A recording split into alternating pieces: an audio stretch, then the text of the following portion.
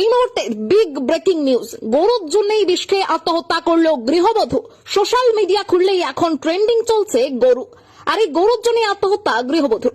সারা রাজ্য জুড়ে এখন গরু নিয়ে চলছে নানা চর্চা, আর সেই গরুকে কেন্দ্র করে মর্মান্তিক ঘটনা ঘটলো মুর্শিদাবাদের হরিহর পাড়ায়। কেন এমন ঘটনা ঘটলো, কি তার রহস্য, শুনুন।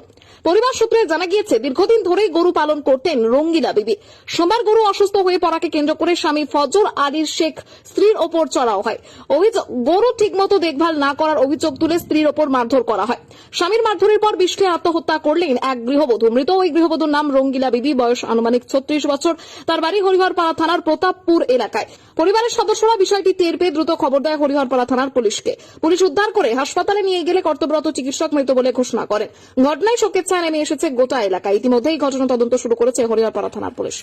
শুনেছি বলতে গেলে গরুলি ঝামেলা করেছে, গরুর গায়ে কি হয়েছে যে এসি দেখিসনি তাই বলে মারধর করেছে। কে মারধর করেছে? স্বামীতে। স্বামীর নাম কি? ফজর আলী শেখ। তারপরে মারধর করেছে, তারপরে বিষ খেয়েছে, খেয়ে রান্না চাপাইছে। রান্না করতে করতে শরীর খারাপ করেছে। মেয়েকে বলেছে যে তুমি রান্না করো, আমি একটু ঘরে যাই। ঘরে গেছে, মেয়েদের গিয়ে বলছে কি হয়েছে মা, তুই এরকম করছিস না, কি হয়েছে? তো আমি বিষ খেয়েছি, কাউকে বলিসনি। বাপকে গিয়ে বলেছে যে আব্বা বিষ খেয়েছে, তো বিষ খেয়েছে, ও মরতে পারে না, এইসব কি বলে আবার মারতে গেছে। গলায় নাকি সে কি হয়েছে বলে দেখেনি, তুই দেখিস নি, তাই বলি মারা গেছে। কেন কেন বাপ মেরেছে। কেন মারলো? কেন?